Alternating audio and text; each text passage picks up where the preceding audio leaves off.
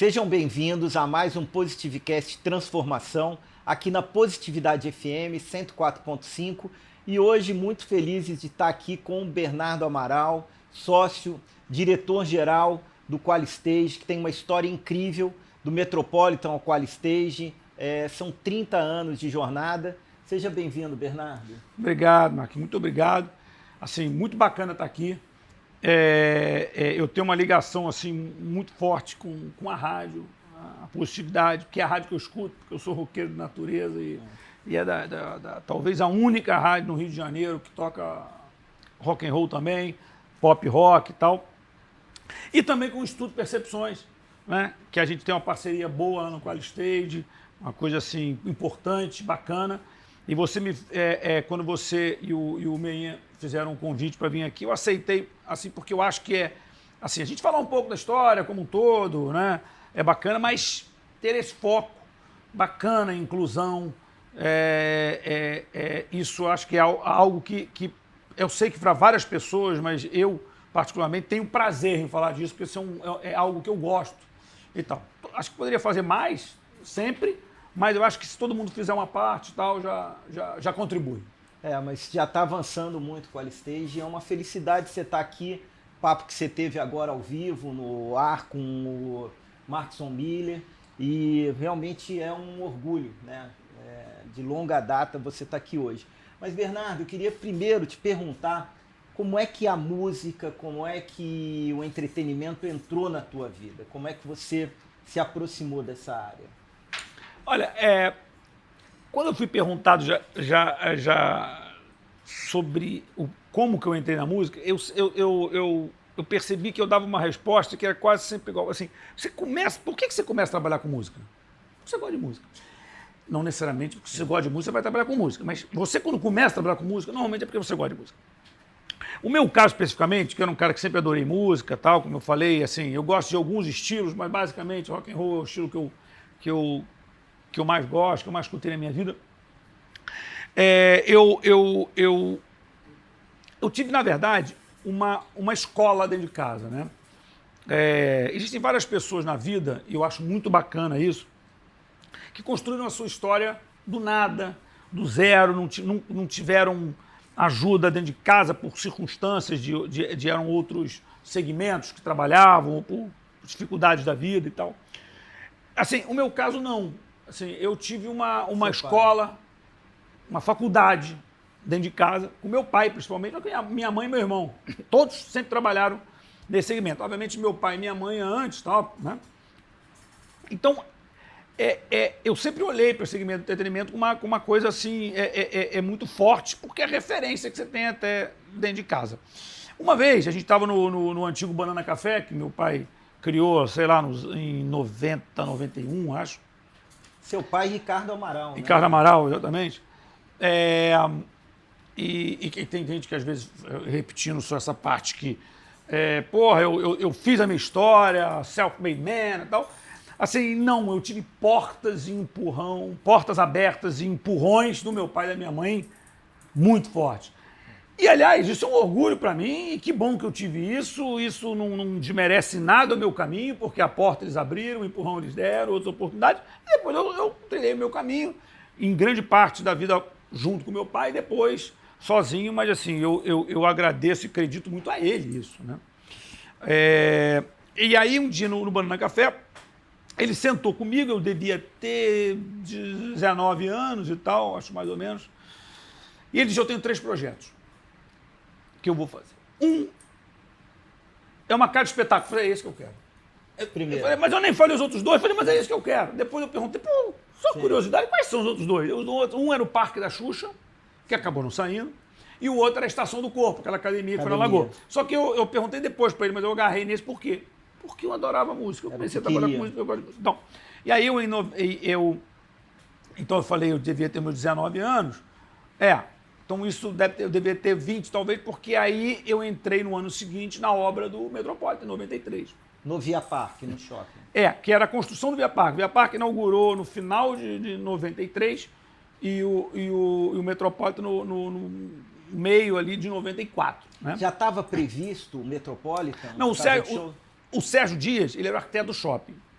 E aí ele levou a ideia para o meu pai de fazer um teatro. E meu pai disse, não vou fazer um teatro, vou fazer uma casa de espetáculo. E aí, que é primo irmão no teatro e tal, e aí foi no projeto junto com o shopping. Então, eu entrei na obra do Metropolitan sem entender nada de música. Quer dizer, entendi do que eu escutava, eu gostava das bandas e tal, mas não entendia nada. E assim, e aprendi ali fazendo. Primeira obra, que nada tinha a ver com isso, tal, e quando inaugurou, eu era assim o número 4 ou 5 do organograma ali da casa. E em 6 meses eu virei número 1. Por quê?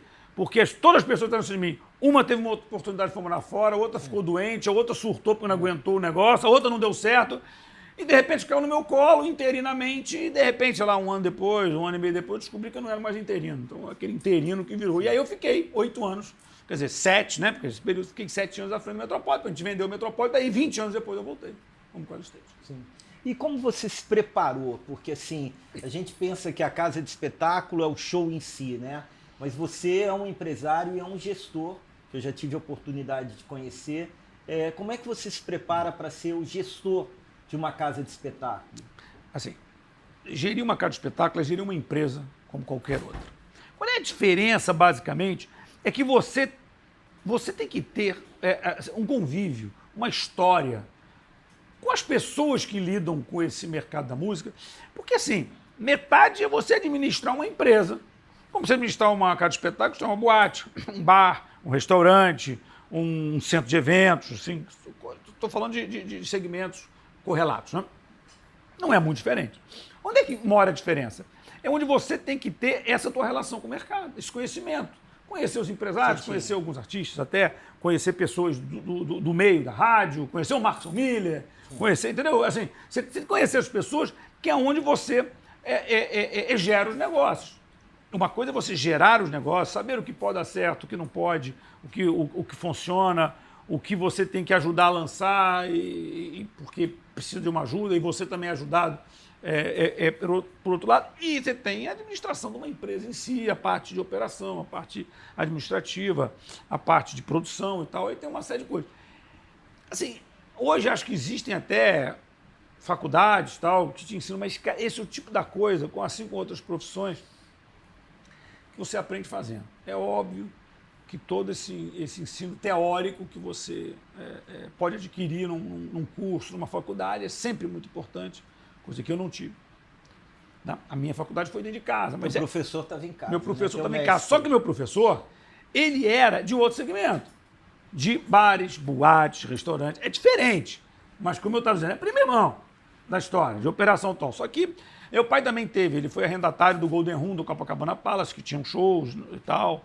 Me lembro Sammy Davis Jr., me lembro Calbi Peixoto, me lembro de Tony Bennett, me lembro tantas coisas que aconteceram lá. E ele teve a Sucata, que foi das primeiras casas de espetáculos que, né, de médio porte, acho que eram 600, 700, 800 pessoas dentro e tal. E que, assim, você tem essa parte, né, de ensino que tem hoje, começou na minha época, não existia, isso é uma coisa muito mais recente, talvez 10 anos para cá, não sei. Você aprende fazendo, convivendo e tal. E algumas pessoas perguntam, mas qual é a dica? Eu quero começar a trabalhar com música, shows, tal. Produção. Eu falei, cara, você tem que conhecer alguém ou bater nas portas e começar a trabalhar. Vai trabalhar de road, vai trabalhar de assistente de produção, vai trabalhar de assistente artístico e tal, e vai galgando, vai conhecendo as pessoas, vai construindo, uma pessoa vem para cá, você assume e tal.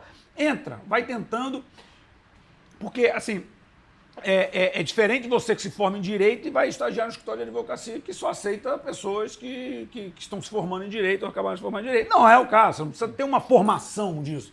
Você precisa ter um jeito para isso, né? E essa questão de produção, cara, é muito menos de você saber o que fazer e muito mais se você tem jeito de fazer isso. Porque é algo que, quando você trabalha com operações, né, quando abre a porta da casa, você gerir operações e tal, como você trabalhar em produção no backstage, você tem que ter um jeito para isso. Tem que gostar. Você tem que gostar, personalidade. Você vê lá no Qualistage, por exemplo, que você conhece bem, operações tem o Jorge, que é um cara... Né? Jorge Valbeno, que é um cara sensacional de operações. É o jeito dele. Ele é um cara que sabe estruturar. Ele é um cara que sabe resolver problemas que acontecem. Não esquece que você se relaciona com gente e tem problemas. Às vezes, problemas que o próprio local causou, cometeu algum erro, e às vezes as pessoas também que vão para se divertir não querem se divertir, que é um bom problema. E do ser humano, às vezes não está num dia bom também e tal. O cara que lida com isso, ele tem que ter jeito para isso. Então, o Jorge tem, por exemplo, esse perfil. E nem todo mundo tem. Eu até tenho um pouco esse perfil, porque eu venho de operações nas produções que eu fazia e tal. Mas eu não tenho exatamente tudo isso que o Jorge tem, que você tem uma paciência, um jeito de lidar com gente que não é simples. O atendimento de telemarketing que fica ouvindo desaforo às vezes. Se você for aquela pessoa para vir o culto, vai desligar o telefone, não vai ter... O Jorge tem esse poder e tal. Então, assim, aí quando você vai para a produção, outras pessoas que trabalham lá e tal, tem que saber se está lidando com o artista, com a produção do artista, não sei o quê, você tem que saber contornar, tem que saber engolir um sapo ou outro, tem que se adiantar aos problemas. Então, assim, tem aprendizado, mas tem perfil, tem personalidade. Eu acho que fala muito da tua personalidade se você vai trabalhar em que setor, por exemplo, desse mercado de entretenimento. Sim. E é o desafio de você receber, durante um curto espaço de tempo, milhares de pessoas. Cada vez que você abre a sua casa é um público completamente diferente, que está ligado também, obviamente, ao gênero musical. E lembrando que o QualiStage não é só a questão do show musical também. É uma casa de espetáculos, né? Então você tem outros tipos de comédia, né? Eu nunca chamo de casa de show, é uma casa de espetáculos Sim. e eventos, né? A música preenche cerca de 75% da programação, mais 25%, que não é pouco, é um quarto.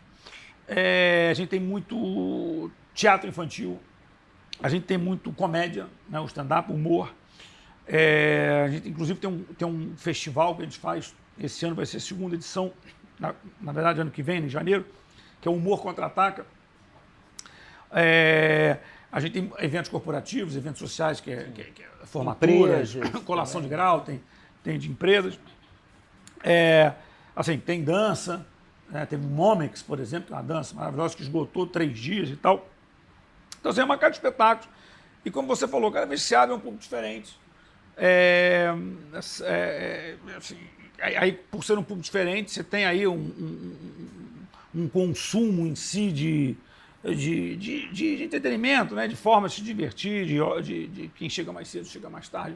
Cada um tem, logicamente, com a experiência, a gente já tem uma expectativa do que vai acontecer. Mas sempre, quando a gente acha que sabe tudo, aparece uma novidade nisso aí.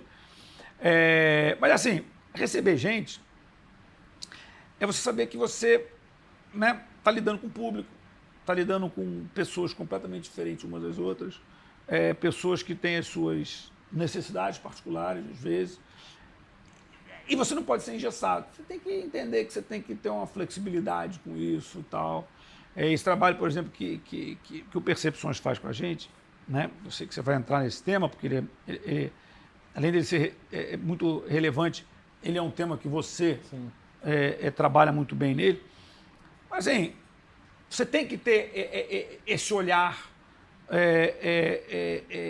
para a diferença a diversidade das pessoas, mesmo, dessa diversidade. Você tem que ter esse olhar, porque você trabalha com o público, você é obrigado a ter esse olhar. Você é obrigado a ter esse olhar. Só que, assim, tem que ser uma obrigação leve.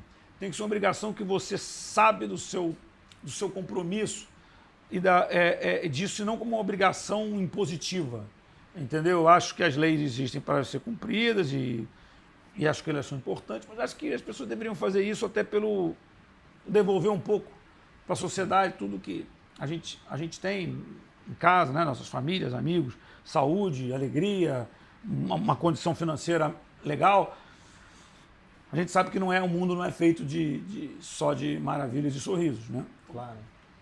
E Bernardo, nesses 30 anos, queria perguntar quais foram as principais atrações que passaram pela casa, o que você se orgulha olhando aí esse tempo todo, você ter levado para esse público?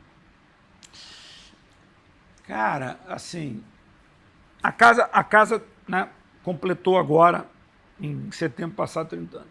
Desses 30 anos, eu estou na casa, né, há quase 11. Né? lá Primeira 8 fase. e agora 3, tá? Um pouco mais de um ano.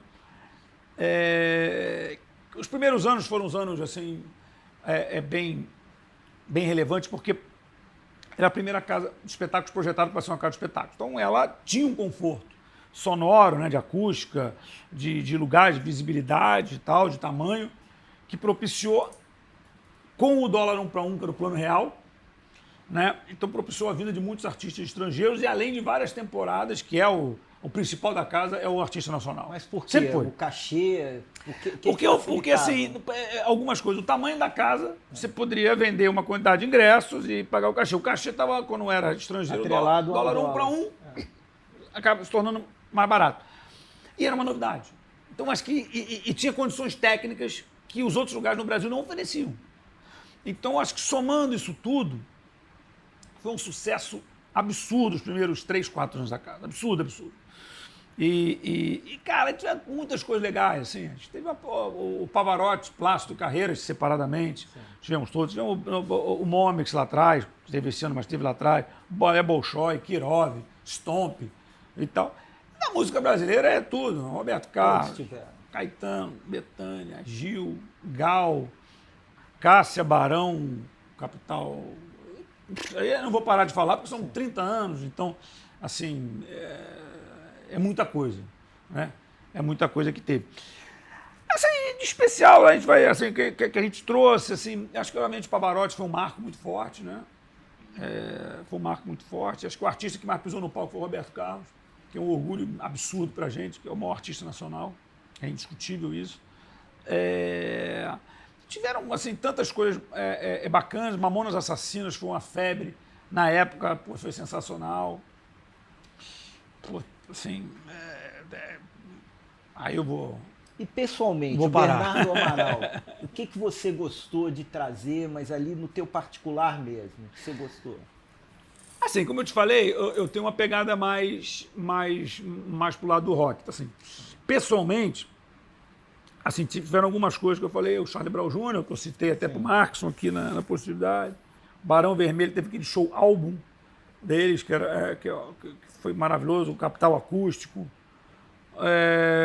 Cara, eu fiz um show do Fish, do vocalista do Marillion, que na época em carreira solo, eu sempre amei a Marillion e tal. E aí o Muniz da Mercury estava fazendo um show em São Paulo e não ia ter Rio de Janeiro. Eu liguei para ele e falei, Muniz, pô, vamos fazer um Fish, mas tu acredita no Rio? Eu falei, acredito. Eu não sei se eu acreditava ou se eu gostava tanto. Eu não sei dizer o que era. Eu sei que foi um ticket caro, porque o show deu um prejuízo. Mas, de qualquer forma, um show maravilhoso. Deu um puta prejuízo. Assim, mas eu adorava. Assim, o Fish trouxe, assim, não que eu achasse, quando eu contratar aqui, né, que queria dar errado, dar prejuízo. Não, eu achava que tantas pessoas gostavam de Marillion quanto eu. Né?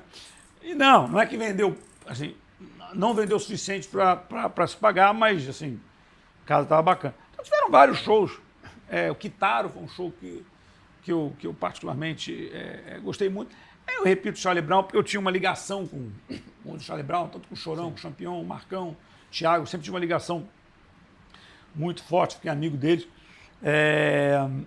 Eles fizeram alguns shows na casa, um que eu prometi botar um half pipe, tive que botar, porque ele me cobrou, não, eu achei, não, só vou se tiver o half pipe, botamos o half pipe, o Chorão pulava da pista pro palco, do palco pra pista, caía, se estourava e andava bem. Tá lá no YouTube, você vê um negócio do Multishow, foi gravado e tal, e lá, então, assim, mas aí você começa, você gosta de música, você começa também a gostar e curtir shows que não são exatamente do seu estilo de preferência, né? Como eu falei do rock and roll e tal, mas você começa a gostar, por exemplo, você vai ver os shows de samba. Cara, olha a entrega que o Belo faz. Sim. Xande Pilares. Esse povo de samba, pagode, Zeca, pagodinho. Você começa a ver isso, você começa até a curtir mais Alcione. Eu fui para esse lado mais... Ela vai estar lá, 14 de dezembro, se eu não me engano. Alcione. Vai estar Alcione. Assim, a gente fez já nesse ano Belo, o Xande cantando, o Xande canta Caetano, e fizemos o Ferrugem, uma voz maravilhosa. Então, assim, aí você começa a curtir mais outros estilos que não eram aqueles que estavam na sua playlist. Você começa a botar uma música, você gosta mais, outra. Você começa a ver que você gosta um pouco mais disso. No sertanejo, você vê que hoje Evidências, que os Chitãozinho e Chororó cantam e tal, que é deles, né? A música, na voz deles, é deles. Tá no show do Bruno Mars cantando Evidência, tá no Rock in Rio, o Rock in Rio inteiro cantando Evidência. Evidências virou um hino brasileiro cada vez maior. Então, assim, e a casa como de espetáculo, você tem que ter a diversidade. Você tem que tocar de tudo. É o samba, é o sertanejo, é o rock, é o pop, é o funk, é o sei lá o quê. Você tem que ter tudo isso, porque, assim, você tem que agradar públicos diferentes. A comédia também, assim é muito bacana. A gente fez o Leandro Hassum, maravilhoso. Fizemos o Paulinho Gogó, que é ótimo. Fizemos Sérgio Malandro. 3 horas de peça do Sérgio Malandro. 3 horas de peça do Sérgio Malandro. Malandro não para de falar. E as pessoas que acham que o sou o Sérgio Malandro não conheciam, pô, será que é legal? Vai lá, sai encantado. O cara é uma figuraça. Engraçado pra cacete. E vários outros agora que eu gostava. Então, assim, isso dentro de uma casa de espetáculo. E eu acho que você tem que ver a diversidade de público, de programação artística e o público em si que vai. Você entender, tem criança, você tem adultos, você tem idosos, você tem de criança, a gente faz muita coisa religiosa, show gospel. Fizemos Fernandinho, grande sucesso agora e tal. E aí você tem que ver o perfil. Às vezes, né, o show gospel você não vende álcool, porque não tem consumo, você não vende, você tira o álcool do cardápio, porque não só eles pedem, mas você nem pedir, a gente já tira. Idem no infantil. Claro. Né? Idem no infantil, para você ver. Infantil é curioso. O Qualistei de Abril. Vai fazer 3 anos agora, a reabertura pós-pandemia. Nós tivemos 2 brigas em 3 anos. Que na época do Metrópole, lá atrás, eu estancava as porradas daquele show em pé baiano, aquele show baiano, aquelas coisas. Tinha briga, umas coisas. Não tem mais. A gente faz os shows em pé, fizemos Maneskin, zero. Tranquilidade mesmo, a qualidade. Cara, mudou o perfil. Tivemos 2 brigas. 2 brigas em show infantil, o pai brigando por causa de meia. Se pode, briga em show infantil. Mas você vê, aí por isso que em show infantil você não vende álcool. Tudo bem, mas só pode consumir o álcool quem tem mais de 18 anos, mas a gente não vende. Claro. Independente disso, porque é um show de criança. Não vai ter álcool de jeito nenhum, nem se o cara tem 18, tem 50, tem 80, não vende. Assim, então, isso é uma responsabilidade que você tem que ter com a sociedade. É uma consciência social. É uma consciência social que você... Não é que você tem que ter isso só como obrigação. Você tem que ter como obrigação as obrigações legais, você tem que ter, mas, cara, você tem que olhar um pouco o universo e se preocupar com alguns detalhes, que às vezes não são às vezes tem shows que a gente diminui a capacidade, porque a gente mais velha é conforto, a pessoa não se aperta tanto lá na frente, que as pessoas ficam lá. Quando é um show mais jovem, você vê as pessoas se apertam lá na frente, e se você não aumentar um pouco a capacidade dentro do que é permitido, você tem que estar vazio lá atrás. Mas por que está vazio? Quer cabe mais gente? Porque lá na frente está apertado. As pessoas se juntam na grade porque querem ver o artista de perto. Então você tem que ter essa conscientização, essa responsabilidade social. Porque, assim, se você visa o lucro, você não pode ter o lucro a qualquer preço. Você tem que mirar isso a médio e longo prazo. E não... Porque vender uma vez é fácil. Claro. Você quer revender. E seguir revendendo. E sempre se adaptando. E às vezes, a primeira vez que você vende, não dá certo. E você se adapta. Às vezes dá certo a primeira. Então você tem que ir aprimorando para continuar dando certo. Isso vale para qualquer negócio. Entendeu? Não é aquele... Ninguém pode pensar que você é aquele produto que você cruza os braços e você é receptivo. As pessoas... Eu tenho aqui o produto, se vira para comprar. Não é assim. Você tem que... né? Dar um atendimento. A gente tem uma série de problemas que acontecem, que é normal com o serviço de compensação, e você tem que ir lá resolver os problemas. Claro, claro. Tem um Reclame Aqui, famoso Reclame Aqui. A gente entra em todos os Reclame Aqui. A gente liga a pessoa, explica, pede desculpa, contorna, convida para voltar, convida mesmo, convida no sentido de oferecer ingresso para voltar, para a pessoa ver a experiência, você vê. Aconteceram vários casos. Sim. Sim. Mas é a disposição da casa em atender, né? E atender bem. E Bernardo, um dos diferenciais do Qualistage que eu vejo é essa qualidade de atendimento e você ter a possibilidade, diferente de outras casas que nós vemos assim, é samba, às vezes tem casas que tem aquele perfil, né, de público. E como você falou, você atende a criança, você atende o adulto, o jovem, a terceira idade. Eu vi muito isso com o Meinha lá no Ney Mato Grosso, que eu fiquei assim sensibilizado de ver como, desde a brigada, recepcionista, um público com uma idade mais avançada, como recebe todo tipo de público realmente, como está preparado e pensando sempre, como você falou, segurança e conforto. Eu nunca cheguei no Qualistage e vi, poxa, tá um tumulto aqui, tem muita gente, ou seja, é lógico que você tem o show que lota a casa, né? Mas eu vejo sempre o aspecto de segurança e conforto, né? Vocês trabalhando. Maguinho, assim, deixa eu te falar, é uma obrigação, sim, mas, cara, é uma missão que você tem, né? Se você quer fazer esse negócio, né, perdurar, né, se olhar para frente, médio e longo prazo, como eu falei, sim, você tem que ter preocupação com essas coisas. Você precisa ter essa preocupação com essas coisas, porque, cara, a gente tem que devolver um pouco para a sociedade aquilo também que a gente tem. Tanto nas ações sociais, como na acessibilidade, como na entrega tentar entregar mais do que a pessoa tem a expectativa de que está comprando. Então, assim, eu acho que isso é uma coisa que a gente sempre teve esse pensamento. A gente foi aprimorando quando abriu a casa, agora reabriu a casa 3 anos atrás. É óbvio que tinham várias falhas nesse sentido, é normal.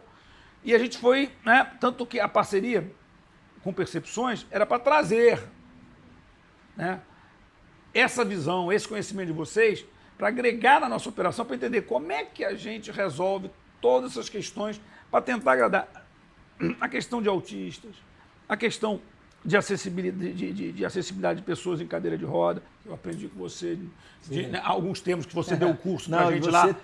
Cadeirante, eu corrijo as pessoas, não existe cadeirante, é pessoa em cadeira de roda, exatamente. A forma de você abaixar para falar com a pessoa e tal, de você pedir licença, porque a cadeira faz parte do corpo daquela pessoa, você pedir licença para pegar. São coisas, aquele treinamento que você faz, a gente botar uma venda nos olhos e tal, e você fazer aquela experiência, óbvio que você está naquele momento sem enxergar, é diferente da pessoa que ou nasceu sem visão, ou que há alguns anos perdeu a visão, que já tem uma outra sensibilidade de olfato, de tato, de outras coisas diferentes de quem está só por 10 minutos com a venda nos olhos. Mas que você percebe, de escrever, pô, essa casa tem uma iluminação azul. Ah, o cara é cego, o cara não sabe o que é azul. Sim, mas ele escuta que o céu é azul, ele escuta que o mar é azul. Então ele fala a iluminação dessa casa é igual ao céu, igual ao mar. Assim, é coisas óbvias, mas se ninguém falar para você, não é uma coisa óbvia que você pensa. Então as pessoas ficaram absolutamente encantadas com aquilo. No mesmo dia a gente fez o curso também de LGBTQIA+, lá por parte da prefeitura, do Carlos Tufson, que também, cara, e o Tufson fala de uma forma muito objetiva, sem frescura, pô, não vamos tocar nisso, naquilo, ele vai na veia, e a gente percebe que o pessoal, tanto de segurança, como de recepção, que lida com as pessoas, tanto no caso da acessibilidade, como no caso também de LGBTQIA+, as pessoas não sabem, às vezes, como lidar. Porque, como o Tufson falou, essas pessoas sofrem tantas agressões morais ou físicas e tal, sim, que elas já vêm, às vezes, armadas. Não são todas, não estou generalizando, mas vêm, às vezes, armadas. Então, você, às vezes, que está trabalhando, que não tem, você, às vezes, recebe, você comete um erro e a pessoa desconta em você porque ela já está ali, né, machucada com aquilo. Então, aprender a falar e tal, como lidar, como tratar bem essas pessoas e a pessoa se sentir bem. E na questão também, a gente tem a nossa brigada, que fica sempre, quando abre a casa, uma parte dela mais na portaria, para levar as pessoas em cadeira de roda. Às vezes são pessoas que necessitam de cadeira de roda porque não se locomovem, e outras pessoas, às vezes, porque são idosas e tem problema. A casa toda com rampas e tal, mas é óbvio que a pessoa, às vezes alguém está aí na cadeira de roda, não tem, às vezes, habilidade para descer todas as rampas, então a brigada vai e conduz, não sei o quê. E aí aparece o Marcson Miller no meio da entrevista para atrapalhar. Pô. E aí, assim, e isso tudo, cara, eu acho que dá muito prazer. Eu tenho uma história bacana que, assim, e foi legal porque comoveu muitas pessoas que trabalham lá dentro. A gente fez o show do Roberto Carlos no ano passado, em 2023, e nós recebemos uma ligação, acho que foi pelo saque, foi uma mensagem, eu acho, pelo saque, de uma pessoa dizendo, olha, comprei ingresso, só que minha mãe é portadora de uma doença, ela está numa, não é nem uma cadeira de rodas, está numa cama, que não é bem uma, é tipo uma cadeira de rodas que deita e tal. Tem uma série de equipamentos que ela necessita. Isso, e ela tinha uma síndrome, e ela tinha um equipamento, que ela falou, olha, seguinte, eu tenho uma questão com minha mãe, o sonho dela é ver o Roberto Carlos, não sei quantos anos mais ela pode estar aqui com a gente e tal, porque está doente, está com a síndrome, não sei qual é exatamente, é uma síndrome dessas mais raras, mais tal. Ela precisa de um equipamento ligado na tomada energia elétrica. Energia elétrica e tal, isso aqui. Cara, foi assim legal, porque essa mensagem mobilizou a casa. Ela mobilizou, então era uma missão das pessoas atender. O Jorge também. Não, Jorge, minha filha que trabalha lá, a Maju, a Luciana, o pessoal da produção. Nunca vi tanta gente atender. E aí tem aquela lateral da casa, e nós botamos ela na lateral da casa, onde tinha um negócio e tal. E a preocupação é o seguinte que a gente teve no momento. E se falta luz? Tem gerador na casa, mas o gerador, é importante o seguinte, ele pega, um gerador, hoje, ele pega 100% da casa. Só que o gerador, normalmente, quando ele entra, ele pega parte da iluminação. Tem a iluminação de emergência, que é uma coisa separada, que acende e tal, e depois ele pega, e você não pega, às vezes, 100%. Parte essencial. Você pega a parte essencial. Hoje não, porque a gente compra um novo gerador e ele pega tudo. Mas na época, não eram esses novos geradores. E a gente teve até preocupação de pensar, se falta luz, pelo menos a senhora aqui dentro. E aí, o pessoal da manutenção, vamos botar nessa tomada aqui, ela faz parte da rede, se o gerador tiver que entrar, barará. O resultado. Assim, a felicidade da senhora e da família era uma coisa que você fala, cara, olha só, isso paga o nosso trabalho. E aí, no final do show, o Roberto Carlos tem a famosa distribuição de rosas. E aí, acho que foi minha filha, se não me engano, não me lembro exatamente. Acho que foi ela, não lembro. Foi na produção do Roberto, pediu uma flor. E deu para a moça. Assim, então, assim, quando a gente faz isso, eu não quero aqui de sair de, pô, olha, qual esteja tão bonzinho, as pessoas, não. Não, é natural. Não é. Isso é natural, eu sei que outras casas fazem também. Vivo Rio, Arena Genética, Farmácia Arena e tal. Eu sei que esses outros lugares também são lugares que se preocupam, que trabalham, o Qualisteiro não é único nisso, e eu não tenho preocupação nenhuma de falar dessas casas, são concorrentes, mas são parceiros, eu sou amigo deles todos, tenho uma ótima relação, trabalhei 5 anos na Arena, né? E no Vivo Rio, uns 2 anos. Então, assim, eu sou amigo das pessoas, adoro essas casas, e sei que também elas têm uma consciência com relação a isso. Obviamente, eu não sei, não tenho a percepção exata do que acontece, como acontece hoje e tal, mas eu sei que eles têm esse foco. E eu acho legal todas as casas. Eu acho que, às vezes, algumas casas, eu acho que o Qualisteiro pode servir de exemplo para outras. Não é essas, eu sei que já é exemplo. Para outras casas, ele faz. Não é copiar. Não é copiar. Sim. É seguir exemplo, como eu sigo alguns exemplos. Eu posso falar que eu copio, não tem problema. Mas, assim, eu vejo alguma coisa. Às vezes, quando você vai no concorrente, não é para você imitar o concorrente. Ou seja, uma casa fora do Rio, concorrentes são mais locais, obviamente, da sua cidade, mas quando você vai uma casa fora do Rio, quando eu vou para fora, ou para São Paulo, para fora do Brasil e tal, e que eu fico olhando em coisas que a gente pode fazer. Mas que a gente pode copiar, pode adaptar. Meu pai, o meu pai sempre foi um cara assim, muito inteligente, muito antenado, mas o que meu pai fazia? Meu pai ia muito para a Europa, para os Estados Unidos. Ele olhava as coisas e falava assim, pô, eu vou levar isso para o Brasil, só que eu vou levar tropicalizado. Aí ele fazia, por exemplo, Roxy Roller, que era uma pista de patinação. Meu pai viu uma época de patinação nos Estados Unidos, falou, vou levar. Ele trouxe para o Brasil, não existia nada aqui. Ele trouxe, que se chamava Roller Skate Center, ao ar também, livre. Né? O tobogã. Também trouxe. Ele sempre foi um cara que olhou e adaptou, tropicalizou. E outras coisas ele inventou. O Play Center, meu pai inventou o Play Center, mas não como o Play Center, como era o Play Center. O Play Center era um tobogã. Aí veio um cara e falou, pô, eu quero botar umas máquinas de fliperama, aqueles pinball na época, chama só fliperama, e tal, e aí, como tinham outras coisas, Play Center. E depois ele vendeu e o Play Center virou outra coisa, né, um parque de versões e tal.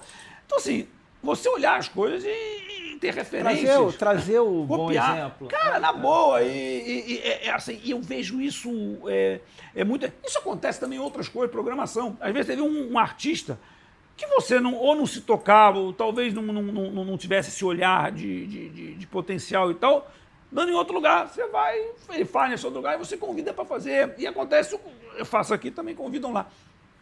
É assim, a vida é assim, a gente tem que, assim, tentar olhar isso. Eu, quando perco, às vezes, é importante uma negociação, algumas coisas, eu fico chateado, mas eu costumo dizer, gente, a gente não ganha tudo. Não é para ganhar tudo, não dá para ganhar tudo. Não existe esse pensamento. Quem ganhava tudo só era o Flamengo de Jorge Jesus. É o único que ganhava tudo. Então, assim, não dá para ganhar tudo. Entendeu? Do Zico também. Do Zico. Sim. Do Zico e do Jorge Jesus, os dois ganham. Então, assim, e assim é normal. Assim, você tem coisas que são a tua cara, coisas que são a tua cara e você perde, então coisas que não são e você ganha. E concorrência, a pessoa quer fazer ali e tal, não sei o quê. Então, assim, eu acho que a gente tem que encarar, assim, a gente passa mais tempo no nosso trabalho do que com a nossa família e o nosso lazer. Né? Quando você tem uma época que você começa, talvez, a desacelerar a tua vida, mas eu estou ainda longe de desacelerar. Você passa mais tempo, cara, você tem que ter prazer, você tem que ter prazer em ver os outros tendo prazer. Assim, isso é muito legal. Assim, é muito legal. E quando você vai para essas pessoas que têm algumas necessidades especiais, cara, você tem que ter o prazer em ver aquelas pessoas se divertindo. Eu me lembro que teve um que eu fiz pessoalmente, esse fui eu. Acho que das únicas todas que eu provoquei. Eu seguia no Instagram uma conta, acho que é Velho Geraldo, se eu não me engano. Que é um senhor engraçado, que é desbocado e tal. E ele tem, assim, quem faz essa conta acho que é a nora dele e tal, e o filho. E cuidam dele. É o filho, é o neto, acho que o neto, seu Geraldo, eu sei quem é. E aí um dia eu vi, não sei o quê, e eu lembro que eles falaram alguma coisa de música, ou de samba, e aí eu mandei um direct no Instagram, e quem respondeu foi a moça, convidando eles para um show. E eu nem fui falar com eles no show, porque eu não queria nem foto, nem nada, porque eu acho o seguinte, apesar de, por um lado, ser muito importante, não como marketing, mas como um exemplo para outros seguirem diferente, com outras pessoas, mas poderem fazer. Mas, assim, eu também não queria aparecer aquilo como se fosse um marketing barato, e sim que aquilo pudesse. E como é que aquilo se resultou? Ela postou. Foi como que nem a filha da moça, que foi ver o Roberto Carlos também, da senhora. Os dois postaram. Ótimo. É isso que serve para outros lugares, e aí vem o Espaço Hall, o Ribalta, o Riva, então, que já fazem os seus. Não somos nós que estamos ensinando eles a fazer. Já fazem. Mas vamos fazer uma concorrência disso? Todo mundo, um concorrer com o outro fazer? Ah, sim, você está fazendo uma corrente do bem. Você comenta muito isso. É uma corrente do bem. Acho que essa corrente do bem, assim, aí, isso, acho que todo mundo tem. Uns têm mais, outros têm menos vontade de fazer, mas todo mundo tem. Eu acho que eu puxei isso pequenininho da minha mãe, porque minha mãe era uma pessoa que só fazia essas questões de assistências sociais, assim, em asilos, em creches e tal. Ela vivia para isso, era uma pessoa muito bem sucedida nisso e tal. E eu acho que eu peguei um pouco isso dela. Um pouco porque o que ela fazia não dá para eu chegar nem perto disso. E isso, cara, eu tenho certeza que a pessoa, por mais dura que seja, quando ela vê esse negócio, é uma coisa que te emociona e que faz você replicar isso, tal, e você multiplica isso. Então, é isso que eu acho legal. Eu trouxe para você. Eu acho que eu peguei um pouco isso dela, assim, mas eu vejo muita gente fazendo isso, tá? Eu vejo o prazer das pessoas que trabalham no Qualistate. Tem uma moça que trabalha lá, que vem até do Banco dos Talentos, do Percepções, em cadeira de rodas, que ela trabalha lá, e que é uma pessoa que a gente sempre falou, cara, ela é uma pessoa exatamente como qualquer outra. Não vamos olhar com pena com nada disso, que ninguém tem que ter pena. Ela trabalha normal, como qualquer outra pessoa. E você percebe que as pessoas que entram ali, não ficamos explorando, eu até disse, não vai ficar botando isso em rede social, tirando fotinho dela aqui e acolá, porque parece que quem está fazendo isso para sair, não. E vocês não fazem. Mas as pessoas que frequentam, às vezes, tiram com ela. Você vê que todo mundo... A pessoa que às vezes chega uma olhada, olha para a moça dá um sorriso, que ela te quebra se você não tiver com esse espírito. Você olha, você vê, a pessoa, que legal, mas eu queria que todos os lugares que a gente pudesse ir, tivesse outras pessoas. Assim, a pessoa às vezes tem alguma deficiência, não tem alguma deficiência física e tal, que pode trabalhar em várias funções. Talvez você não possa botar uma pessoa que tem deficiência para trabalhar na segurança ou na limpeza por determinadas coisas, mas ela pode fazer várias outras funções, praticamente todas, ainda mais se você adaptar, se tiver boa vontade. Essas pessoas têm normalmente uma vontade de trabalhar muito grande. E que é legal é você ter, e também a consciência com relação à opção sexual, a raça, a cor, a religião. Meu irmão, assim, Marquinhos, eu vou dizer uma coisa assim, talvez você discorde do que eu vou dizer, porque eu entendo onde você quer chegar, mas eu quero explicar o meu pensamento. Por que eu nunca fui favorável a fazer um censo? Sim. Não estou dizendo que eu esteja errado, você esteja errado. Não estou dizendo isso. Estou dizendo a minha visão. Porque eu acho que todo mundo é igual. Assim, eu descobri, mesmo às vezes de forma anônima e tal, que tipo de religião, a cor, obviamente, é uma coisa visual, mas assim, ou que tipo de orientação sexual tem. Não me interessa. Quer dizer, veja bem, é bom a gente saber a título de estatística, mas para mim, eu acho que eu prefiro que as pessoas entendam, cara, tá tudo igual aqui. É que você está próximo da gestão das pessoas. É tudo igual, mas se tem mais gente assim ou mais gente assado, para mim não vai mudar em nada. É mais a título talvez de curiosidade, de estatística. Repito, lógico que pode ser importante. Lógico que a gente pode acompanhar com os anos que você tem mais gente, determinado perfil, trabalhando e tal. Ok. Mas assim, eu acho que quando a gente faz uma entrevista, quando a gente faz, não existe absolutamente uma questão de esse trabalho é mais de homem, esse trabalho é mais de mulher, por exemplo. Talvez segurança a gente tem um pouco mais de homem, mas eu prefiro ter, quando a gente tem alguma coisa infantil, eu quero ter mais mulher. E tem porque uma mulher às vezes vai fazer assim, não bota a mão em mim, quando é uma mulher a pessoa tem menos rejeição, às vezes, do que um homem e tal, não sei o quê. Mas assim, cara, segurança homem e mulher, limpeza homem e mulher, produção, sei lá, qualquer coisa, recepção tem mais mulher, porque eu acho que talvez tem mais gente do sexo feminino que aplica, que procura esse negócio. Mas, cara, eu falo, homem ou mulher, ter recepcionista tem que ser mulher. Assim, eu não sei porquê, mas assim, então eu acho que a gente tem que tentar encarar isso, e eu acho que a mensagem que às vezes eu deixo lá dentro para o pessoal, gente, não está me interessando essa pessoa, eu já uma vez ou outra, eu tenho na cabeça, acho que nem foi no quadro stage, foi antes, alguém falou, mas a pessoa que você me está, eu quero te dar um toque da pessoa, o quê? Já aconteceu, é negro, falando, e? Sim. Não, só para você saber. Eu falei, não, legal, tudo bem, você tem me dito, mas a próxima vez não me conta, porque qual é a diferença para mim do cara? Se o cara é negro, o cara é branco, o cara é pardo, o cara é baixo, o cara é alto, o cara é obeso, o cara é magrelo, o cara assim, o cara é hétero, o cara é homo, o cara... Me explica qual é a diferença de um negócio desse, assim, né, mas assim, isso parece fácil de falar. E eu sei que existem preconceitos que vêm de gerações, né? Eu sei que tem gerações. E eu não sou aquele cara mais evoluído do mundo. Como eu tô... Às vezes a gente se enxerga em tendo um preconceito. Mas talvez do inconsciente. Só que isso é uma coisa que, que sobe rápido. Que você saca. E aí, acho que o legal é você entender que você teve isso e você dá um passo atrás e corrigir isso. Sim. Ou alguém te dá um toque, ou você dá um toque em alguém. Porque isso acontece. A geração dos meus avós era uma outra geração.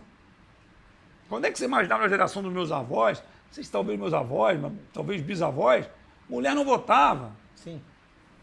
Quando é que você imagina que fosse uma mulher, estou indo para esse lado, presidente de um país? É uma coisa que talvez há 40, 50 anos atrás, não, esquece, nem concorria.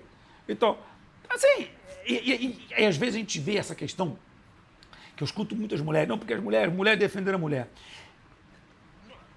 Eu confesso que no começo eu dizia, mas porra, é tudo igual, não precisa ficar defendendo, mas eu entendo que exista uma barreira ainda, exista um preconceito Sim.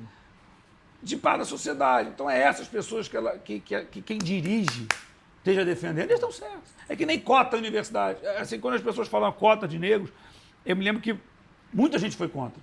Eu confesso que no começo eu falei, pô, depois você tem que começar a olhar para trás, né?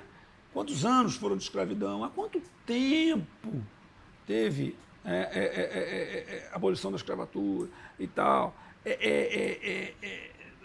Assim, e aí as pessoas que vão por gerações se colocando no mercado, sendo enxergados, a polícia para na rua mais negros e pardos, por quê e tal. Então aí você começa a ver realmente, eu não estou aqui fazendo defesa, não, mas assim, eu entendi e acho que faz sentido, que é uma coisa que acho que vai decrescendo ao passar dos anos, talvez, a cada 5 anos, talvez, não sei o quê, porque aí você vai gerando essas oportunidades.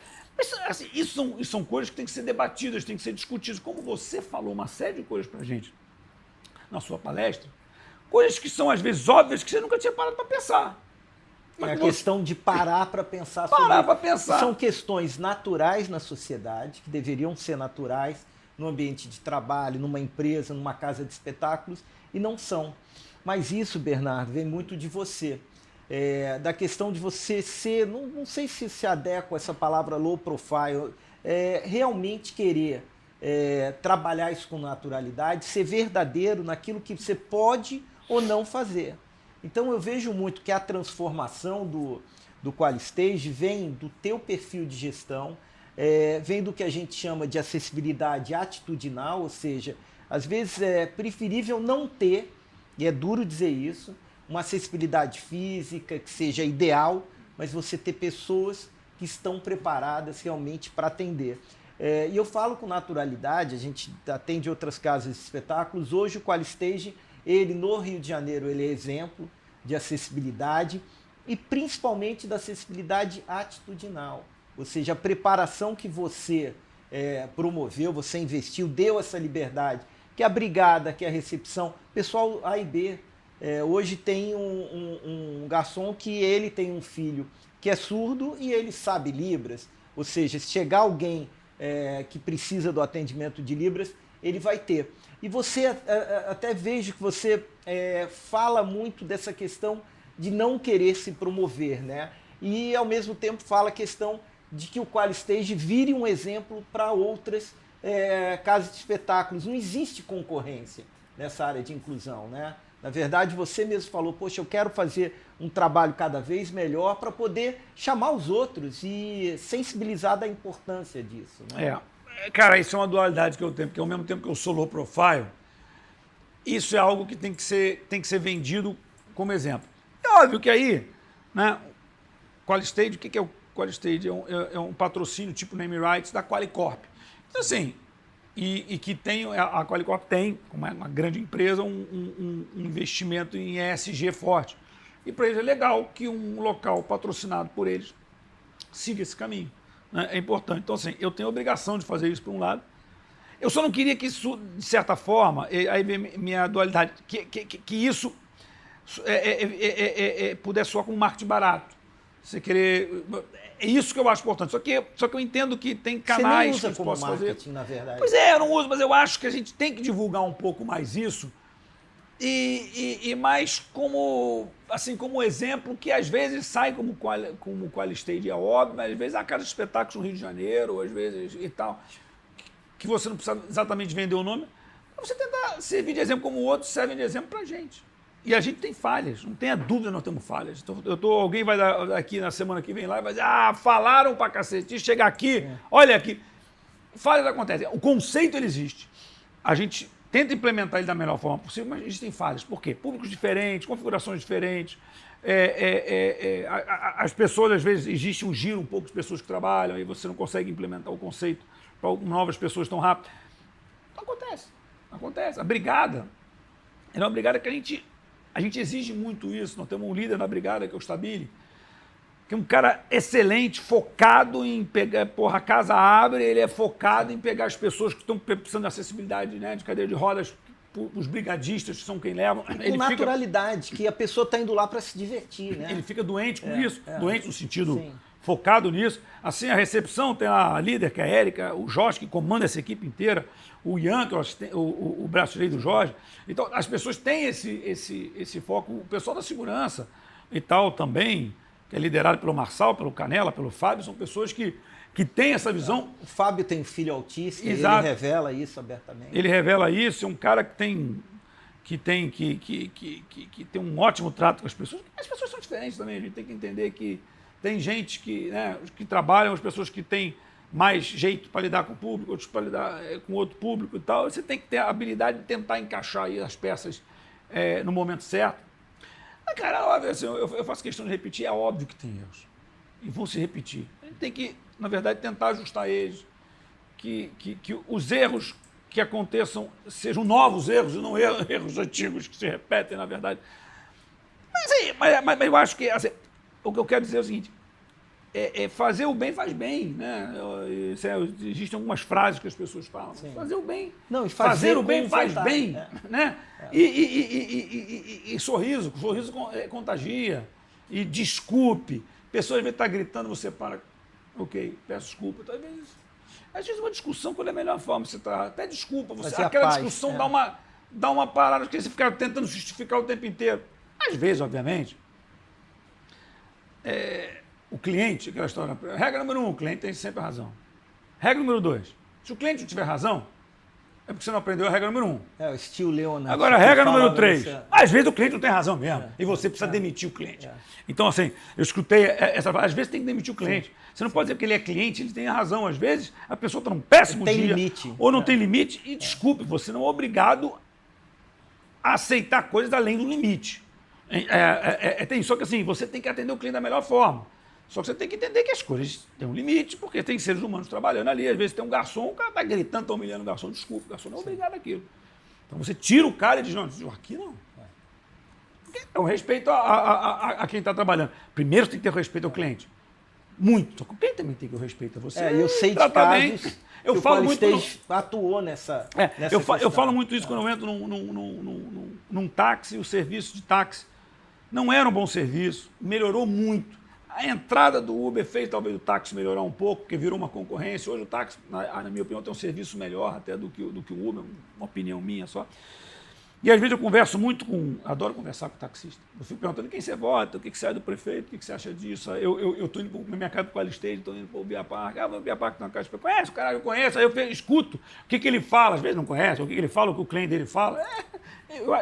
Eu acho legal. E eu sempre falo para ele, cara, aqui a nossa relação é o seguinte, eu tenho que te tratar bem.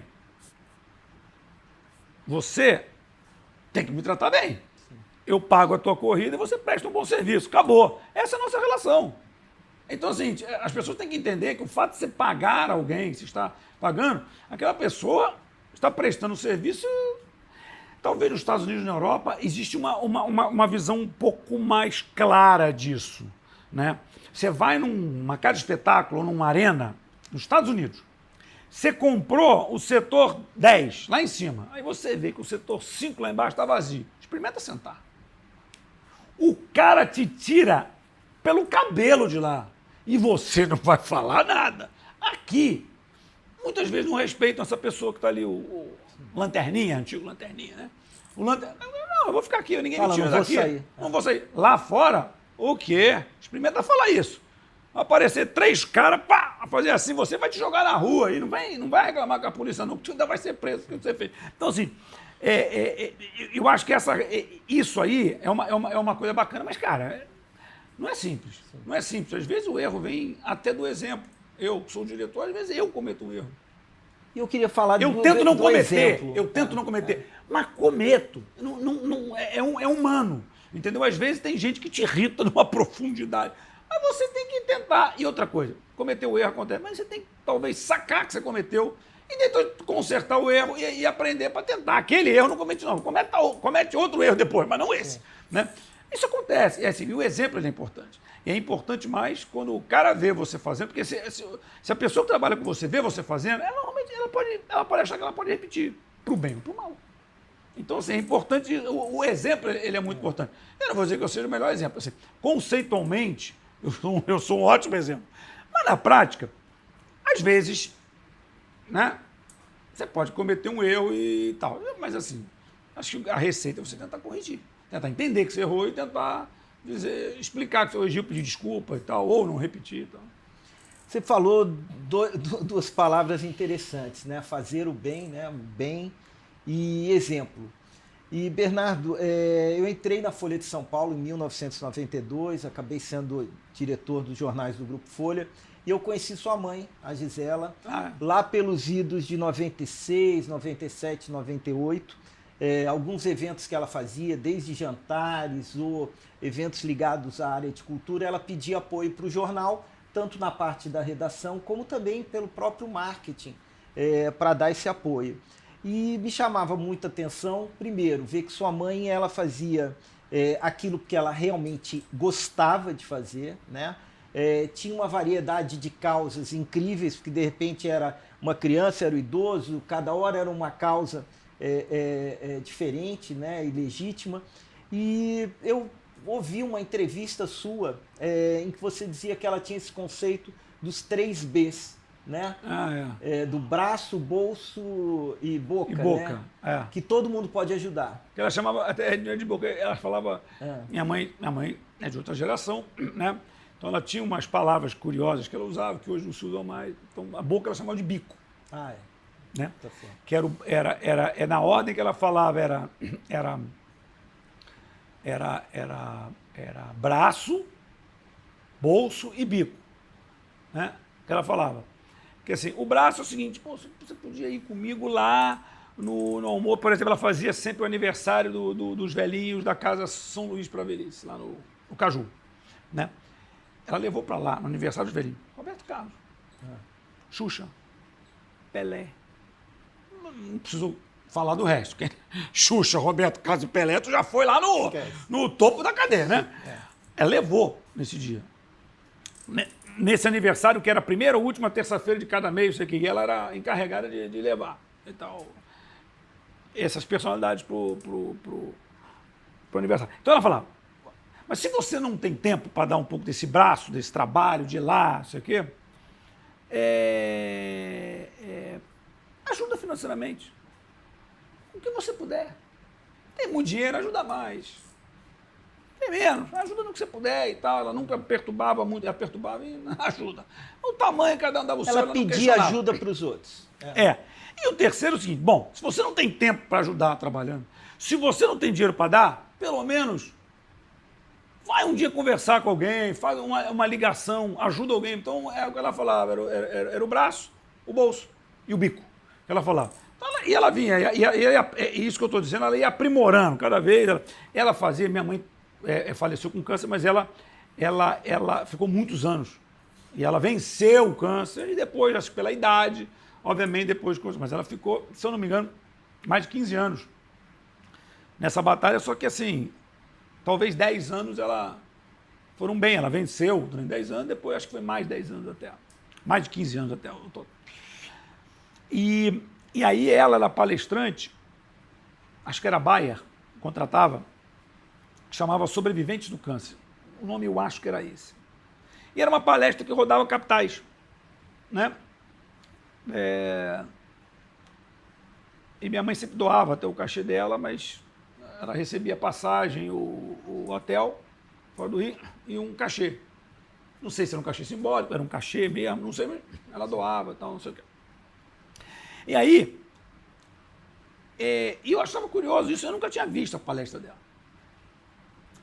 E aí, uma vez, uma pessoa me disse, eu não me lembro que era alguém que organizava, falou assim, você sabia que a sua mãe era a primeira ou a segunda, eram 4 pessoas. Eram 2 médicos, uma psicóloga e ela. Ela era sobrevivente do câncer, era uma pessoa dando o seu relato. A tua mãe era a primeira ou a segunda. Só que nós tivemos que inverter, ela teve que ir para a última. Por 2 motivos. Primeiro que ela chega atrasada, minha mãe é a pessoa mais atrasada do mundo.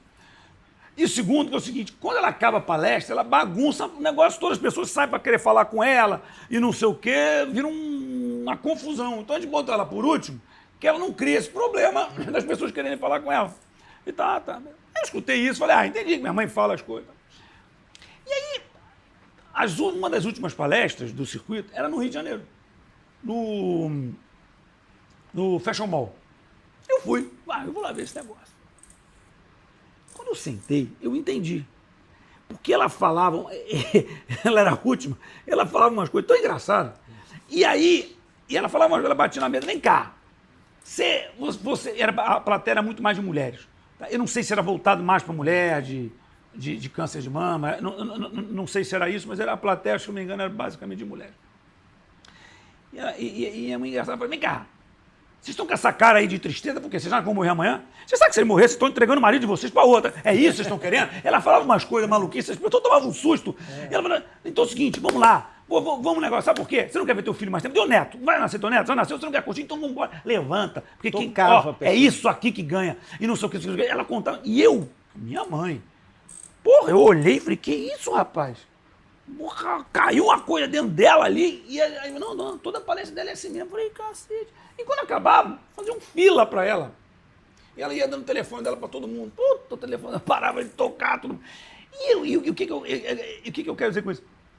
Eu tenho vários amigos.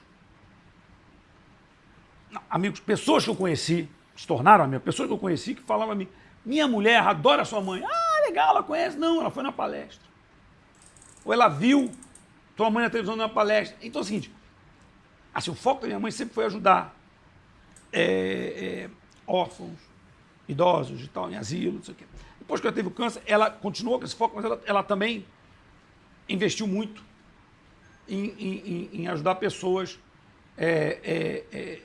com câncer. Porque, cara, assim, eu vi o exemplo dela. A cabeça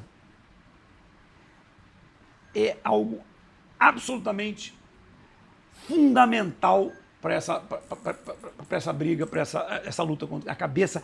Ela é fundamental. Eu vi isso na minha mãe. Ela era mais forte que todo mundo ao redor dela. Todo mundo arrasado. Você está com essa cara por quê? Vambora, eu vou ganhar esse negócio. Então ela sempre teve isso. Isso é um exemplo que ela deu para algumas pessoas. Que ela passou, o que eu estou dizendo é o exemplo. Às vezes que você dá. Então assim, eu sei que eu, meu irmão e meu pai, a gente sempre falou, queremos seguir, mas é difícil, porque era dela. A gente pode seguir um pouco com a nossa fazer. E acho que todo mundo fizer uma parte pequena, ajuda. Todo mundo tem que saber, eu tenho que fazer alguma parte. Ela dedicava o tempo todo dela. Mas assim, quem não pode dedicar o tempo, deve um pedaço. Ou faz uma doação. Sim. Ou ajuda algum amigo que está precisando, às vezes você sai para conversar com alguém. Cara, quantas vezes na vida aconteceu com a gente está não sei o que, tem uma conversa com alguém e você fala, porra, é verdade. Aí entra uma mensagem na tua cabeça, às vezes é de um amigo, às vezes é de um conhecido, às vezes é de um filme, às vezes é de um negócio que você lê em algum lugar.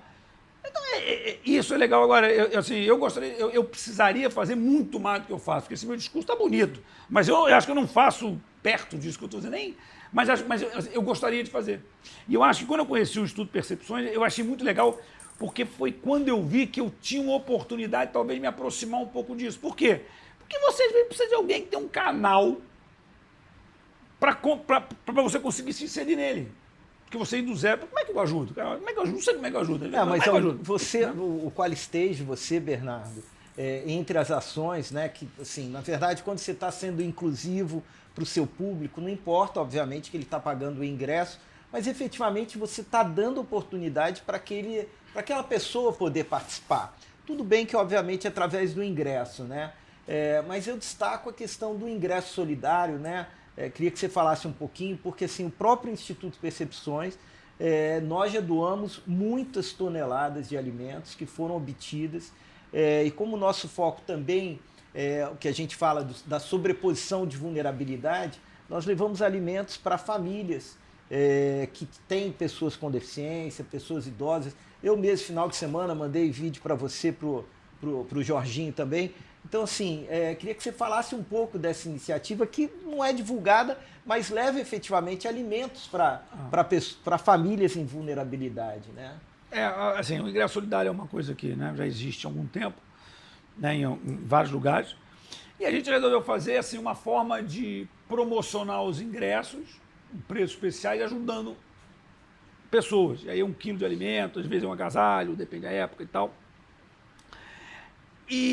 Assim, eu acho que essa iniciativa, assim como outras iniciativas, a gente fez, por exemplo, o Australian Connect do Rudo Gurus, onde a pessoa, o ingresso solidário era o surfista solidário. A pessoa tinha que entregar qualquer equipamento de surf. Pode ser, tinha prancha lá, tinha strap, parafina, short, roupa de surf e tal. Então, assim,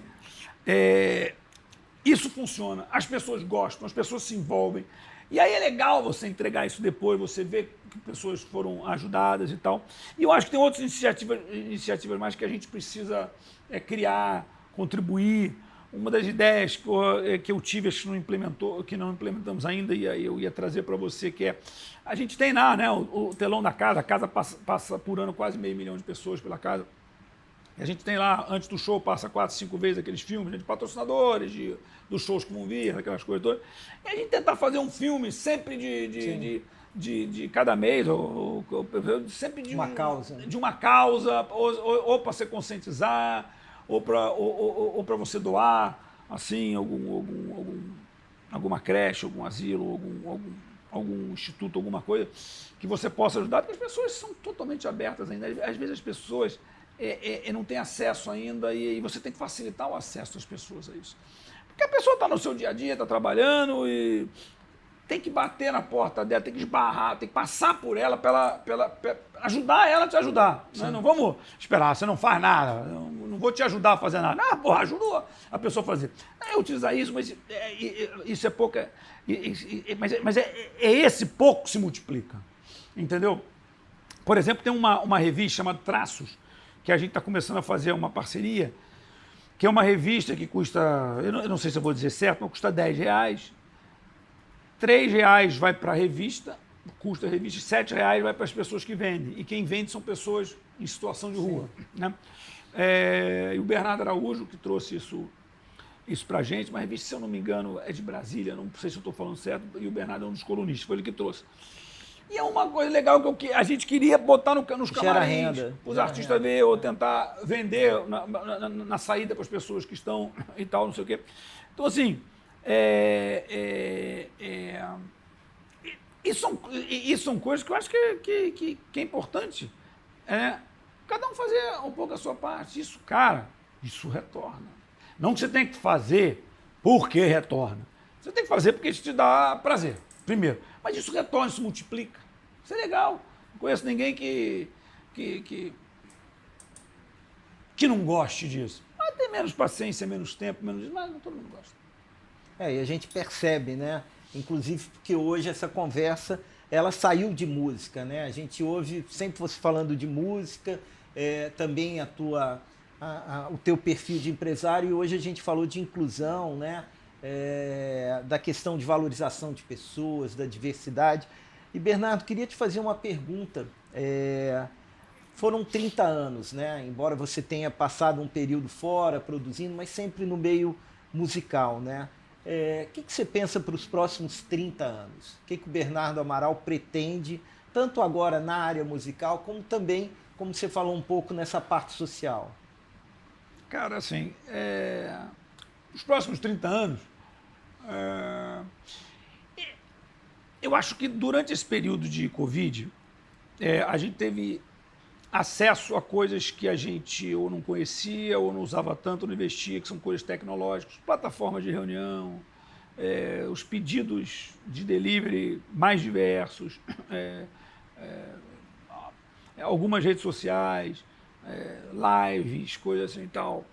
Você investir nos equipamentos de casa e tal. Só que uma coisa que não será substituída nunca é o ao vivo. O teatro, o show, as festas, o contato das pessoas, o namoro, a diversão, o bar. Isso não vai ser substituído. Isso é do ser humano. Não tem igual. Então, assim, nos próximos 30 anos, eu acho que, obviamente, muita coisa vai evoluir, as experiências vão mudar, mas aquele ao vivo do Thiaguinho cantando na tua frente, do Caetano, cantando na tua frente, do Frejá fazendo um solo de guitarra, desculpe, a qualidade do som, né, do teatro, da casa de espetáculo, das festas, Markson Miller de DJ na festividade e tal. Cara, desculpe, isso não vai ter dentro de casa.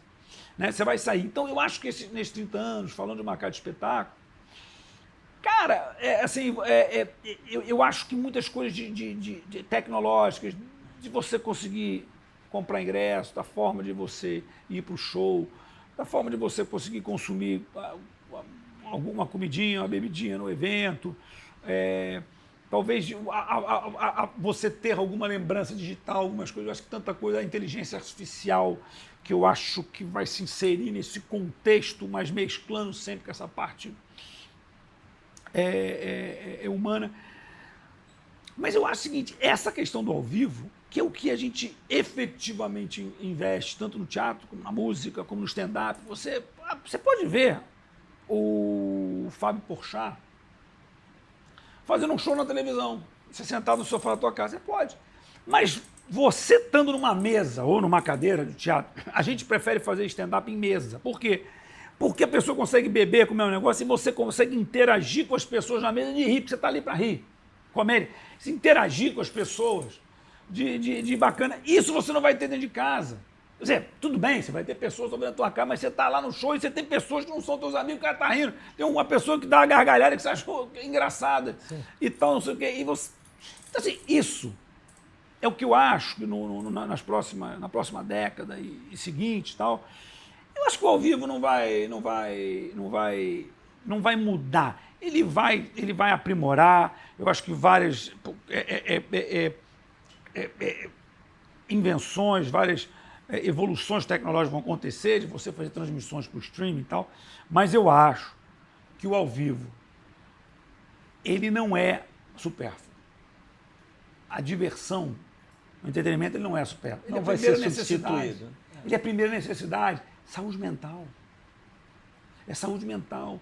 A pessoa precisa sair para se divertir. Às vezes a pessoa diz o seguinte, cara, porra, ontem eu estava com uma preguiça, eu não estava legal, saí, me diverti pra cacete, porra, eu tô mais leve. Acho que às vezes você tem estresse saindo, gente, né? Você pode ter estresse em qualquer lugar, na tua vida, por qualquer motivo, mas assim, a gente trabalha com ao vivo. E esse nunca vai deixar de existir. A gente só tem que entender um pouco mais para onde ele caminha e tal, né? As necessidades, as inovações, a facilidade, né? Hoje você paga tudo por aproximação, o ingresso não tem mais físico, é tudo digital. Sabe, eu acho que essa conexão NFT e tal, tudo isso, a inteligência artificial, tudo isso está evoluindo absurdamente. Mas esse ao vivo, você no teatro, vê a Fernanda Montenegro, a experiência. Você vê o Fala Bela, você vê qualquer exemplo, Fernanda Torres. Então, desculpe, esquece. Você pode ter uma televisão de 85 polegadas, surround 7.1, espetáculo, esquece. Não vai. Você não vai substituir isso. De ir no Teatro Casagrande, de ir no Carlos Gomes, de ir no Cidade das Artes. Cara, isso aí é... A pessoa que vai ver, puta, eu não vou muito ao teatro, não gosta. Vai um dia ver uma coisa que você gosta, vai lá ver. É uma experiência diferente, se você não está acostumado a ir. Puta, é legal você ver aquilo ao vivo, a pessoa está fazendo aquilo na tua frente, naquele momento, está improvisando. Eu falo do Roberto Carlos muito, que é o maior artista nacional. Assim, eu escuto gente falar, mas não gosto muito das músicas do Roberto Carlos e tal. Mas o show dele Eu falei, tá bom, vai no show. Você vai no show do Roberto, a energia, primeiro, você conhece todas as músicas. Porque ou você escutou na novela, ou você escutou no rádio, ou tua avó, tua mãe, a moça que trabalha na tua casa. Cara, desculpe, teu avô, teu pai. Então, escutar a trilha sonora da vida do brasileiro passou em grande parte pelo Roberto Carlos. Uma parte dela é do Roberto, pode ter parte de qualquer outra coisa, mas uma parte é a energia que está. Eu conheço gente que falou, realmente eu fui no show do Roberto, é diferente.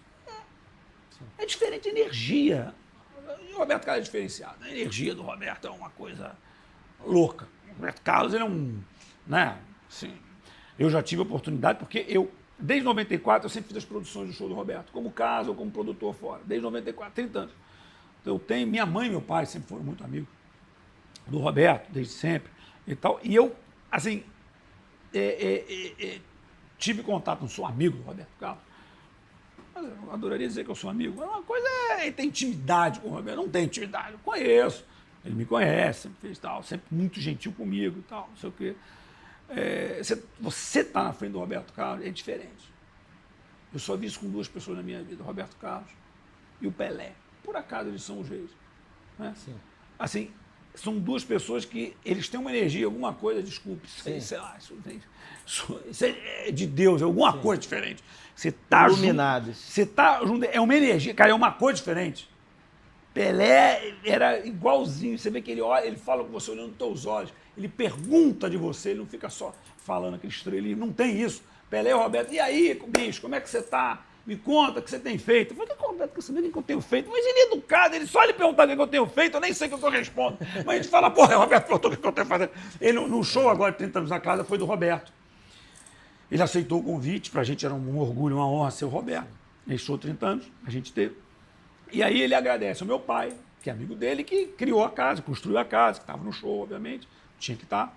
O Acioli e tal, que é meu sócio, que ajudou a botar de pé esse Qual Stage agora e tal, que está inaugurando o Rox, inclusive, amanhã. Um negócio espetacular de turismo, para o carioca, para o turista brasileiro, para o turista de fora, maravilhoso. E eu estava e o Roberto falando, agradecer, essa casa faz 30 anos, toquei tanto ao artista que mais tocou na casa. Tem mais de 100 shows na casa, naquele palco. E para lá para agradecer, ele falou, agradecer o Ricardo Amaral, meu amigo, meu sobrinho Bernardo. Porra, falei, me dá esse vídeo, Roberto. Porra, eu quero essa gravação, meu sobrinho, adorei. Porra, entendeu? Então o Roberto tem essa coisa, o que eu quis dizer é o seguinte, isso é ao vivo.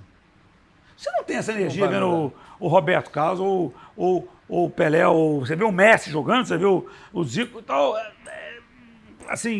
Desculpa, uma coisa, outra coisa é você ir. Estádio de futebol. E é óbvio que não cabe todo mundo no estádio. É óbvio que a transmissão ela é importantíssima, tem que ser. Mas, cara, ir no estádio de futebol. Experiência é outra. Cara, é outra parada. É outra coisa. É lógico, você vai no Maracanã, que é um lugar que tem que tem uma energia. Cara, então assim, este ao vivo nunca será substituído. É o que eu vejo o seguinte. Inúmeras coisas tecnológicas vão acontecer, vão avançar, vão te dar mais oportunidade, vão te dar experiências diferentes, mas a experiência do ao vivo, no estádio de futebol, na casa de espetáculo, no ginásio de basquete, no teatro, até no cinema, que na verdade você está vendo um filme gravado para poder ver em casa, você está com várias outras pessoas que têm reações ao filme, ou de risada, ou de choro, ou de tal. É esse convívio em comunidade, e legal, que você troca, que você vê. Isso, para os próximos 30 anos, desculpa, isso não vai mudar. O ser humano precisa se encontrar. Ele precisa estar junto, precisa beber, precisa se divertir, precisa chorar, precisa ver gente, precisa... Meu pai sempre usa a frase, ver e ser visto. Meu pai sempre falou isso nos lugares que ele fazia boate. Eu faço um lugar para ver e ser visto. Entendeu? Então, assim, por isso que tinha coluna social na época, lá, Zósimo, Suan, Boechat, meu pai tinha uns fotógrafos, Paulo de Deus, Zanon, os fotógrafos todos e tal, e fotografavam coluna social. As pessoas queriam ver, queriam ser vistas, que era o jornal na época. Hoje é mais fácil que hoje você tira uma foto, 2 segundos já está lá no Instagram do fulano e tal. É isso que muda, mas esse ao vivo, esse que nem essas plataformas digitais. Assim, elas são fundamentais. Elas vieram para resolver grande parte das soluções das reuniões. Mas tem reuniões que digam, não, essa tem que ser presencial. Porque não é diferente você olhar no olho da pessoa, você poder não sei o quê, para ver as reações, ter não sei o quê. É diferente. Às vezes você pega um avião, vai para São Paulo, ou o cara pega um avião de Minas, vem para o Rio, ou tal. Porque às vezes você tem que estar, a pessoa, olho no olho, isso aqui é olho no olho que nós temos que resolver alguma coisa mais importante, para você convencer, vender alguma coisa para alguém, ou mostrar que é bom, ou resolver um problema. Às vezes tem que ser pessoalmente, pegar um avião, vou te mostrar. E aí a pessoa que está te recebendo foi o seguinte, o cara pegou um carro, pegou um avião, veio aqui falar comigo. Porque é esse contato. Então, nos próximos 30 anos, o ao vivo, o contato, não vai deixar de existir. E acho que ele vai ser cada vez mais valorizado, porque eu acho que tem tanta coisa acontecendo por plataforma digital, por streaming, por rede social, que a pessoa tem a necessidade de sair e de encontrar também, porque acaba sendo algo que antes era só o que acontecia, a gente tinha ficha de orelhão no bolso, botava lá, onde é que o meinha tá? Ah, eu atendi a tia do Meian. Ah, Meian saiu, ele disse que foi lá no resumo da Onde ele ópera. tá? Vamos, caralho, Meian foi pro resumo da ópera. Ninguém ia pra lá. Era assim, mas hoje você editalmente facilitou este lado, mas, assim, antes era tudo ao vivo. O telefone, você ia encontrar as pessoas, não tinha tanto essa coisa e tal. Então, eu acho que isso, cara, isso aí não vai deixar de acontecer. Isso é um segmento que não vai acabar, não está fadado ao fracasso, nem vai terminar. Ele vai, né, ter as suas adaptações, mas ele vai ver a Fernanda Montenegro ao vivo, não substitui ver a Fernanda Montenegro em nada. Não vai ser igual. E nessa linha é o que a gente está aqui na Positividade, né, na rádio. Embora a rádio hoje seja multiplataforma, né, como o FM ainda é importante. Eu sei que você acredita, né, na divulgação de shows aqui na Positividade FM, como nessa parceria que você tem, né? É porque, assim, a rádio, olha só, eu digo que 70%, 75% aproximadamente da programação do Qualistage é música. Cara, desculpe, você tem que promover, estar numa rádio promovendo, você está vendendo música, o que a rádio toca. Você não pode estar fora disso. Então, assim, óbvio que esses meios digitais ganharam grande importância hoje, mas a rádio continua sendo muito importante, por isso tem a parceria. A Positividade, não só porque eu estou aqui, primeiro que é o estilo que eu gosto. O Marcson é um cara que é meu amigo, um cara sério e é um cara que, quando precisa ajudar, ajuda. Então, assim, cara, é uma troca. Mas é uma troca com prazer, não uma troca anotando no caderninho. É uma troca com prazer. Só que tudo tem que ser mão dupla. Às vezes você ajuda, às vezes você é ajudado, né? Então, e eu acho que, assim, e a Positividade é uma rádio, como o Marcos tem uma cabeça jovem, inteligente, é uma rádio dinâmica. Então, e eu acho que isso é uma coisa que a gente precisa. Eu vejo, às vezes, eu vejo pessoas que ficam escutando seus playlists. Bota aí o meu Bluetooth no carro. Lógico. Isso existe, isso acontece. Eu, por exemplo, até às vezes acontece, mas o meu eu gosto de escutar rádio. Porque a rádio você sabe as novidades, você não está só naquele teu playlist, você sabe as novidades, o que estão acontecendo, tal, informações, alguma coisa. Eu adoro a Band News, CNN, adoro a Positividade. Não sei, assim, rádio, é porque o estilo que eu gosto, a própria Transamérica também é uma rádio boa. Você vai para São Paulo, tem as rádios aqui, tem a 89, são rádios espetaculares, você vê que eu vou mais por esse lado de, né? Mas é gosto pessoal. E eu acho a Positividade também tem esse lado social. Então casa muito o conceito. Cara, porque, assim, eu acho que é muito importante quando você vai criar até um filho, já pré-adolescente, adolescente, você percebe um pouco com quem está andando, que você vai perceber um pouco o conceito. Não é quem você de vez em quando anda, quem você costuma compartilha normalmente as mesmas ideias, os mesmos conceitos, então você não se afasta da pessoa. A gente sabe que isso aconteceu na nossa vida, pessoas que vão por um caminho diferente do seu. Eu não estou falando um caminho ilícito, nada disso. De gosto, porra, o cara vai pra festa, o cara volta às 5 horas da manhã, eu não aguento isso. Porra, eu, por exemplo, pegava onda. Pouco tempo. Por que pouco tempo? Porra, meus amigos todos acordavam às 6 horas da manhã, não aguentava, eu ficava tomando um drink e tal, não escrevia nada. Chegou um dia eu desliguei o telefone na minha casa, não me atende, não, que eu não vou, esses malucos tudo, Duda Tedesco, Serginho Sherman, Jorge Bailey e tal, vamos lá, pô, vamos pegar onda. Falei, pô, eu peguei durante um ano, por um ano não aguentei. Falei, meu irmão, eu tô aqui tomando, eu gostava de sair da noite. Meu pai tinha bar, tinha boate, eu saía, não é que eu tomava porra e caía, não é nada disso. Claro. Mas gostava do domingo, voltava 1 hora, 2 horas da manhã, 3, eu tô sendo aqui, tentando dar um exemplo de bom garoto. A gente voltava às 6, 7, mas não, mas assim, mas quanto mais velho você vai ficando, você vai reduzindo. Vai acordando mais cedo, vai dormindo mais cedo e tal, não sei o quê. Mas, e aí, por quê? Porque os caras tinham outro estilo de vida. Aí você para de andar. E não é quem está certo, quem está errado. Ninguém está certo, ninguém está errado. Isso é muito diferente. Então, eu acho que... Eu estou usando isso para dar um exemplo do Marcos. Eu acho que, assim, quando eu converso com o Marcos, a gente tem tantas ideias em comum. E isso aproxima. Sim.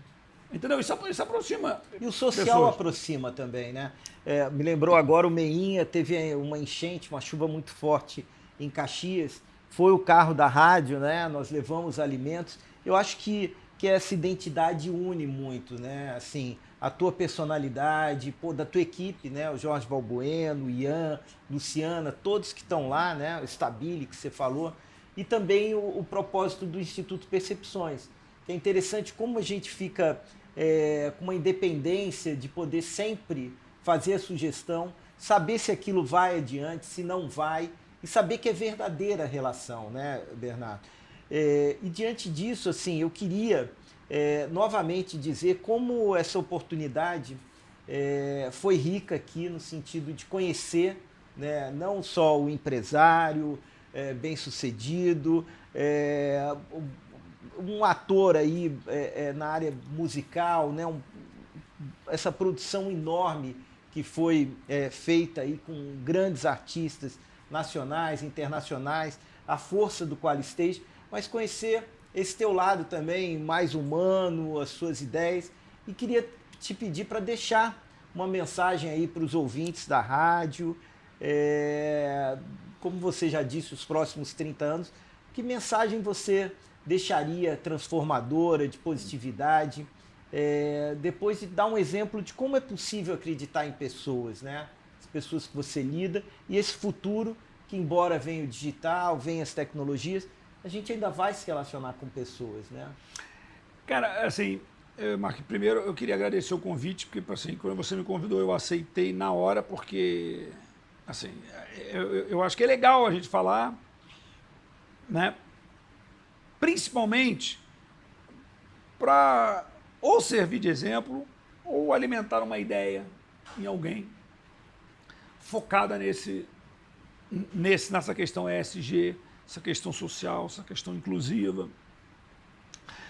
E a mensagem que eu deixo é que eu acho que praticamente todas as pessoas gostariam de fazer mais alguma coisa em prol de pessoas que precisam, mais necessitadas. E eu acho que às vezes, e eu estou falando muito porque eu já me encontrei nessa posição, onde eu queria fazer, eu tinha ideias, mas eu não dei prosseguimento, porque eu não sabia onde, não sabia como, e priorizei outras coisas. Quando eu sento numa cadeira como o QualiStage, as coisas ficam mais fáceis, você tem uma máquina na mão, é mais fácil você conseguir, se tiver essa intenção de realizar. Então a mensagem que eu deixo é o seguinte: todo mundo quer fazer alguma coisa de bem para um terceiro. Procura, liga para alguém que você sabe que é ligado, ou procura na internet, lógico, tenta procurar as coisas certas. Tem aqui o Instituto Percepções, que é muito bem conceituado, né, que tem parceria com vários, mas tem vários outros institutos, tem creches, tem asilos. Às vezes são amigos, são ligados, que estão precisando de uma palavra, os 3Bs, né? Sim, o bico, o bolso o braço. E braço e tal, e às vezes assim, a mensagem que eu digo é o seguinte: é bom, é bom fazer o bem. É muito bom fazer o bem. E eu sei que todo mundo quer. Se esforça um pouco, mas procura. Procura o que você acha. Sempre tem alguém perto de você que está precisando. Não necessariamente um instituto ou uma creche, um asilo. Às vezes a pessoa que trabalha para você, ou a pessoa que trabalha com você. Ou seja, eu acho que isso é que eu digo assim: isso vai fazer bem a essa pessoa. Ou esse grupo de pessoas, mas vai fazer bem a você também. Sim. Isso vai fazer, isso é bom para você. Nós somos os maiores beneficiários, né, nessa relação, sem dúvida. Isso é bom para a sociedade. Nessa troca. Cara, isso é bom para a sociedade. Isso aí vai multiplicando. Isso multiplica. Você ajuda, cada um faz um pequeno, ninguém vai resolver o problema todo. Cada um faz a sua pequena participação e que melhora. Pô, maravilha, Bernardo. Queria novamente agradecer em nome da Positividade FM, do Instituto Percepções. E esse foi mais um Positivecast Transformação, aqui na Positividade FM 104.5. Muito obrigado por vocês terem acompanhado mais esse Positivecast. Obrigado. Tá bom? Valeu, Bernardo.